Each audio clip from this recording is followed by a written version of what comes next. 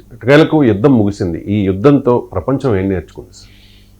ప్రపంచం ఏం నేర్చుకుంది అంటే, ఒకటి ఈ super power, single super power domination అనేది మనకు పోతుంది, మల్టీ పొలారిటీ వస్తుంది అని చెప్పినా స్టిల్ అమెరికన్ ఎజోమనీ తిరుగు లేకుండా ఉన్నది అనేది ఒక ఉదాహరణ. మీకు వెనిజులా నుంచి ఇరాన్ వరకు ఈ ప్రపంచంలోని ఏ దేశాలు ఏమీ చేయలేకపోయాయి. ఈ వార్ ఆపలేకపోయాయి, ట్రంప్ దూకును ఆపలేకపోయాయి.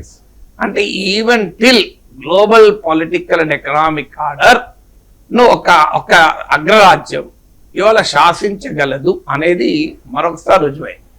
సో అల్టిమేట్ గా అమెరికా ఏం సాధించింది అనేది ప్రశ్న అయినప్పటికీ కూడా సో ప్రపంచము అమెరికాను నిలువరించలేకపోయింది, వెనజులా నుంచి ఇరాన్ వరకు అనేది మొదటిగా మనకు అర్థం కావాలి. అంటే దీని నుంచి నేర్చుకోవాల్సింది ఏంటి? సో బహుళ ధ్రువ ప్రపంచం ఎమర్జ్ అవుతున్నప్పటికీ కూడా మనము ప్రపంచంలో అత్యంత శక్తివంతమైన అగ్రరాజ్యాన్ని నిలువరించలేకపోతున్నాయి.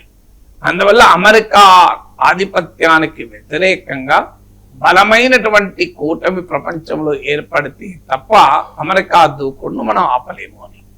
రెండవది ఏమో తెలుస్తోంది అంటే, ఎంతటి బలమైన దేశమైనా ఈ ఆధునిక యుద్ధములో బలహీనమైన దేశంపై కూడా సంపూర్ణమైన నిర్ణయాత్మకమైన కాంప్రిహెన్సివ్ అండ్ డిసిసివ్ విక్టరీ రాదు.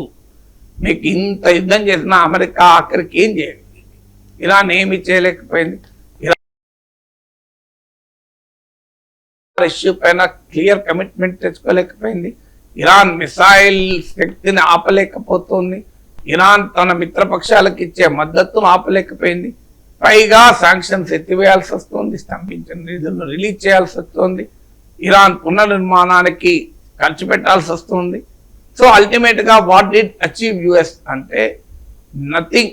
ఏమి రెండు వైపులా నష్టం జరిగింది తప్ప ఏం మిగిలింది ఏమీ లేదు. సో ప్రపంచ ఆర్థిక సంక్షోభానికి కారణమైంది, ప్రపంచ ఇంధన సంక్షోభానికి కారణమైంది. సో అందువల్ల సెకండ్ ఫ్యాక్టర్ ఏంటంటే, ఈ వార్ అసిమెట్రిక్ వార్ఫేర్ కాలంలో మనం ఉన్నాం. బలమైన దేశమైనంత మాత్రాన ప్రతి సందర్భంలోనూ బలహీనమైన దేశమైన మీరు యుద్ధంలో కంప్లీట్ గా ఓడించలేరు. ఇది ఆల్రెడీ తాలిబాన్ ఆఫ్ఘనిస్తాన్ అనుభవం నేర్పింది. ఇప్పుడు తాజాగా మరోసారి ఇరాన్ అనుభవం కూడా నేర్పింది. ఇప్పటికైనా ఇది మీకు ఉక్రెయిన్ అనుభవం కూడా అదే. ఇవాళ ఉక్రెయిన్ వార్, రష్యా చాలా శక్తివంతమైన దేశం, ఉక్రెయిన్ కంపారిటివ్లీ బలహీనమైన దేశం. కానీ ఉక్రెయిన్ వార్ ఆపగలిగిందా? 20% ల్యాండ్ ఆక్రమించుకోగలిగింది. కానీ కంప్లీట్ గా ఈ వార్లో రష్యా అయితే విక్టరీ సాధించలేదు, ఈవెన్ టుడే సాధించలేదు. ఇప్పుడు మీకు ఈవెన్ వరల్డ్ వార్ I దాటి మొదటి ప్రపంచ యుద్ధం జరిగిన సమయాన్ని మించి ఇవాళ ఉక్రెయిన్ యుద్ధం జరుగుతుంది. 4 ఏళ్ళు అయిపోయింది, ఏమీ లేదు. మోర్ దెన్ 4 years కానీ ఎక్కడా వార్కు కంచు మేరలు ఎండ్ లేదు. సో అందువల్ల మోడర్న్ వార్స్ యొక్క క్యారెక్టర్ ఏంటి, అసిమెట్రిక్ వార్ఫేర్ యొక్క ప్రత్యేకత ఏంటి అనేది ఈ అనుభవం మనకు స్పష్టం చేయండి. థర్డ్ ఆస్పెక్ట్ ఏంటంటే, ఇప్పటికీ కూడా జియో పాలిటిక్స్ కు వరల్డ్ ఎకానమీ ఎంత ఫ్రెజైల్ గా ఉంది అనేది మరొకసారి అర్థమైంది. అంటే ఏదైనా ఒక టెన్షన్ మొదలైతే ప్రపంచంలో అది ప్రపంచాన్ని విలవిలలాడిస్తుంది అని. ఇప్పుడు ఇరాన్ ఒక స్టేట్ ఆఫ్ హర్మూజ్ మూసేస్తేనే ఇంత జరిగింది. America naval blockade strait of హర్మూజ్తో ప్రపంచంలో ఉన్న ఇంధన సరఫరాలకు అడ్డంకి ఏర్పడ్డది.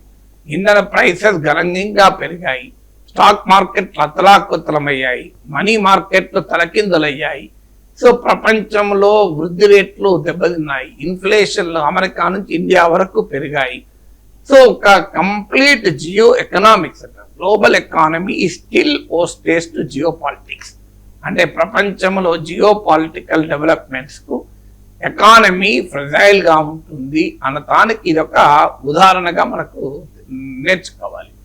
నాలుగవది ఏంటంటే, ఇప్పటికైనా this is not the era of war. మన ప్రైమ్ మినిస్టర్ కూడా చెప్పినట్లు ఇది యుద్ధాల యుగం కాదు.